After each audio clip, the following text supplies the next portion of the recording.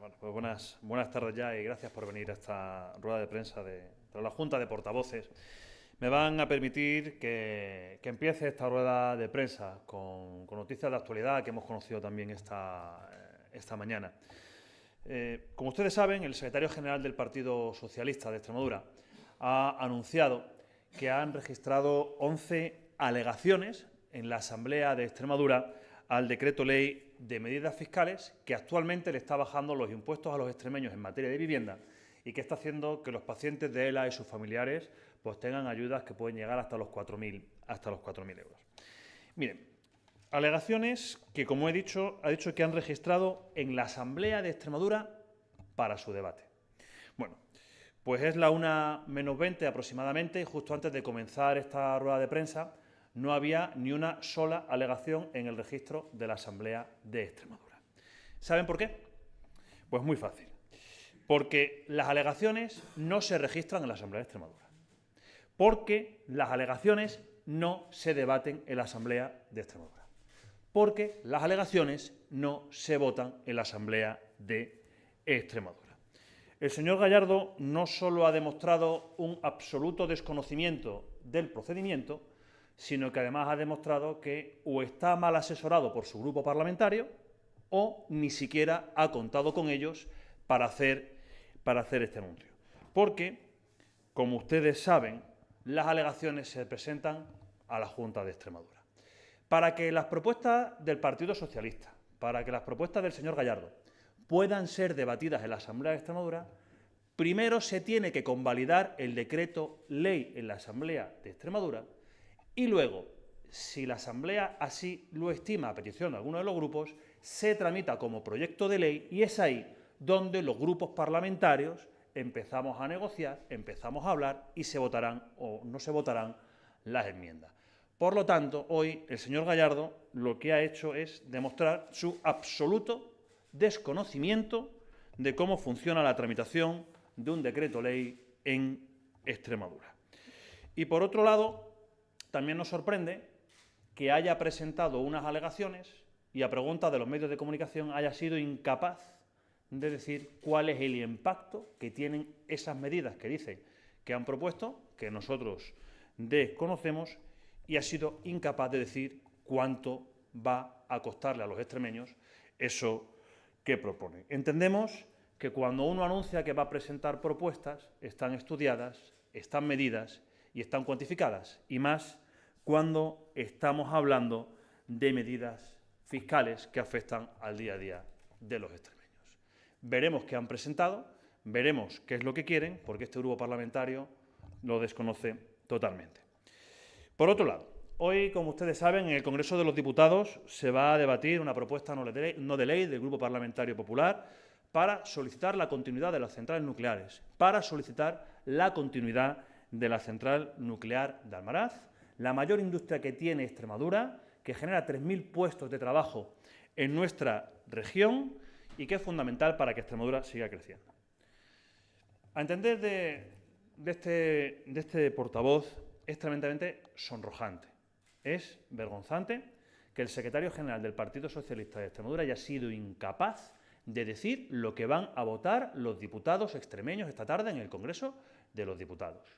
Que haya sido incapaz de decir si los diputados extremeños van a apoyar la propuesta para que haya continuidad de la central nuclear de Almaraz o, por el contrario, como sospechamos, van a votar que no, siguiendo las instrucciones de Pedro Sánchez, votando contra Extremadura, votando contra los extremeños. Demuestra una vez más el señor Gallardo que es una sucursal de Ferraz y que es incapaz de decirle a Pedro Sánchez que Almaraz no se cierra. No sabemos si es que tiene miedo de decirle a sus diputados nacionales que tienen que votar que sí a favor de la continuidad de Almaraz, como por cierto sí iban a hacer los diputados nacionales del Partido Popular. Pero a más, le vamos a pedir que deje de mentir.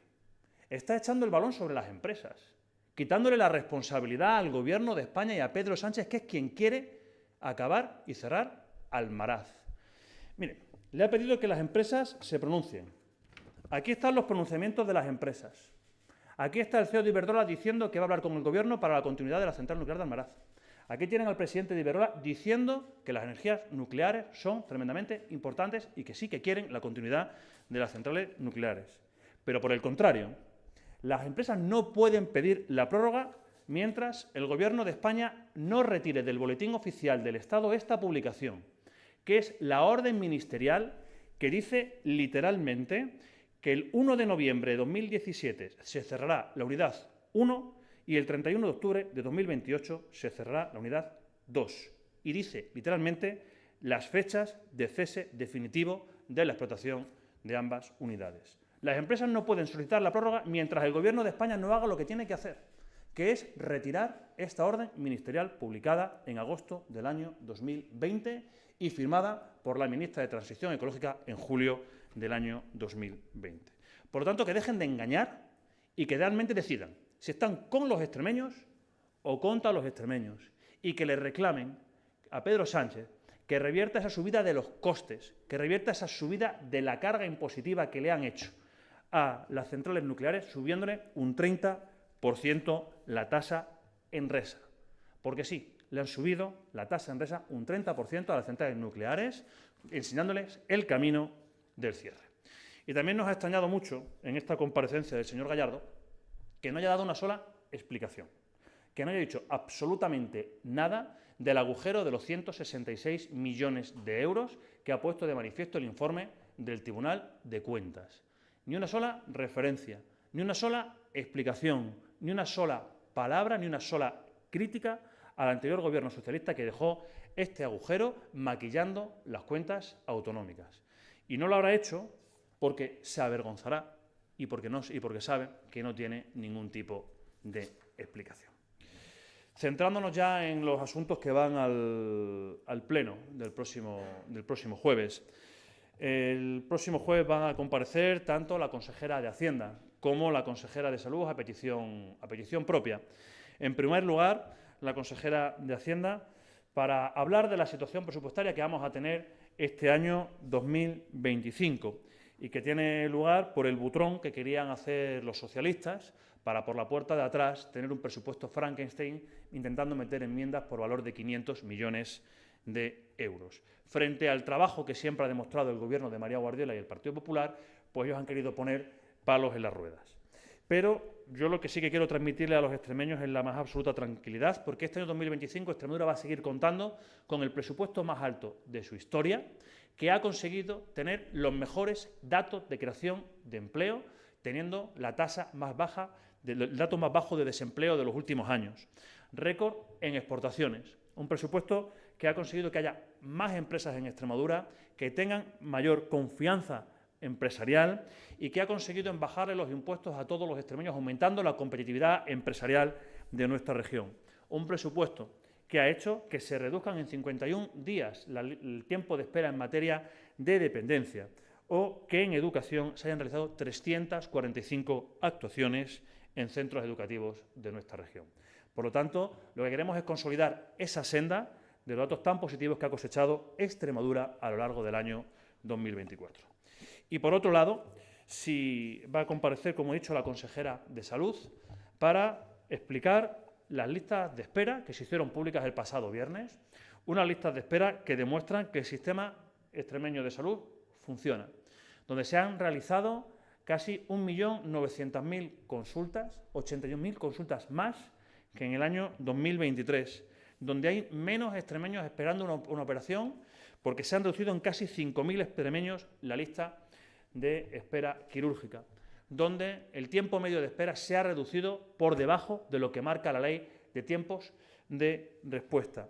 Y algo muy importante, los pacientes oncológicos son prioridad 1 y son operados antes de 31 días desde que se les diagnostica. Y ello muestra del trabajo y del compromiso del Gobierno de María Guardiola con nuestro servicio sanitario y gracias al trabajo también que realizan todos los profesionales del Servicio Extremeño de Salud, a los cuales también agradecemos su trabajo y su dedicación, porque al final esto redunda en el beneficio de todos los extremeños. Y esto es lo que hoy les queríamos trasladar y yo quedo a su disposición. Sí, hola, buenos días. Mira, quería preguntarle sobre todo sobre este decreto de medidas fiscales bueno, y esas alegaciones que planteaba el Grupo Socialista, que tengo aquí el documento que han estado los compañeros periodistas en esa rueda, y sí que tienen cuantificada algunas de las medidas, por ejemplo, en 6 millones de euros el impuesto de patrimonio y en 2,4 el impuesto sobre las viviendas vacías, que son 2 puntos en los que ha podido haber más diferencia. Entonces, ¿habría posibilidades de llegar a un entendimiento para incorporar estas medidas y así que este decreto saliera adelante, entre otras de las alegaciones que plantean?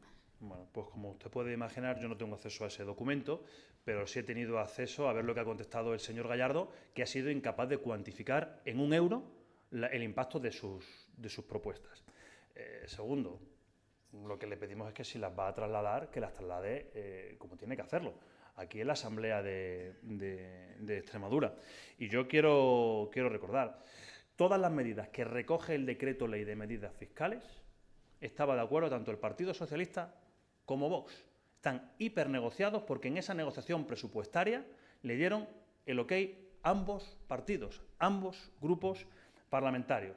Por lo tanto, quien se haya movido de lo que estaba acordado será quien tiene que explicar en qué, cómo y por qué. Y siguiente, y demuestra que se ha movido. Yo quiero recordar las palabras de la portavoz del Grupo Parlamentario Socialista en esta misma tribuna, que dijo que el impuesto de patrimonio no era una prioridad y que lo desechaban de la negociación. Y esas son palabras de la señora Álvarez en esta misma tribuna. Y el impuesto a los grandes tenedores de vivienda, yo quiero recordar que se deroga porque su recaudación fue cero. Cero se recaudó en Extremadura. Por lo tanto, si el Partido Socialista quiere seguir aportando en materia fiscal, adelante. Pero lo urgente es responder a las familias extremeñas que necesitan soluciones a sus problemas, en lugar de palos en la rueda. Lo urgente es que los pacientes de ELA puedan beneficiarse de estos beneficios fiscales para tener las ayudas de casi 4.000 euros que van a tener. Nosotros vamos a, cuando tengamos conocimiento desde el grupo parlamentario, a valorar esos documentos. Digo, en el registro de la Asamblea de Extremadura no están. Los analizaremos y veremos qué es bueno para Extremadura. Pero para poder llegar a que se negocien, a que se debatan, a que se voten en la Asamblea de Extremadura, lo primero que tiene que pasar es que el decreto ley sea convalidado. Vale. Hay una cosa sobre la que tengo duda y es sobre esa convalidación. ¿Se convalide o no cabe la posibilidad de que se tramite como proyecto de ley o tiene que estar convalidado? Tiene que ser convalidado. Yo quiero recordarles que el anterior decreto ley de medidas fiscales que la pinza del Partido Socialista y Vox tumbó fue votado en contra por toda la oposición y no se tramitó como proyecto de ley. La opción de la tramitación como proyecto de ley viene siempre a posteriori de ser convalidado. ¿Y ustedes están dispuestos a tramitarlo como proyecto de ley y escuchar? Porque el Grupo Vox también ha planteado y dice en la rueda de prensa anterior que no se han puesto tampoco en contacto. El Grupo Socialista también confirma que la presidenta de la Junta, la Junta no se ha puesto en contacto con ellos. Para que esto salga adelante, entiendo que tiene que haber un mínimo de acercamiento, porque aunque la presidenta dijo ayer en la rueda que había habido acuerdos o que estaban de acuerdo, los partidos no dicen lo mismo, los grupos políticos. Vox dice que son insuficientes y el PSOE dice que no están de acuerdo en todas las medidas. Bueno, pues entonces quien se haya movido del acuerdo que se alcanzó a nivel presupuestario, tanto del Partido Socialista o de Vox, será quien tiene que decir, oye, vamos a seguir hablando. Serán ellos los que se han movido de la foto. Serán ellos los que tienen que llamar y decir, vamos a seguir avanzando. Si cuando tú haces un decreto ley con cuestiones que ya has acordado, entiendes que todo el mundo está de acuerdo. Si no están de acuerdo, serán ellos los que tienen que dar ese paso hacia adelante. Sí, ¿y ustedes estarían dispuestos a que se tramitara como proyecto de ley una vez que sea convalidado, si es convalidado? Lo acabamos de decir, nosotros estamos dispuestos que quien quiera seguir aportando en materia fiscal, pues adelante. Pero lo importante es que las medidas que hoy están en vigor no se tiren para detrás. Extremadura ya ha vivido cómo la pinza del Partido Socialista y Vox le subió los impuestos a los extremeños.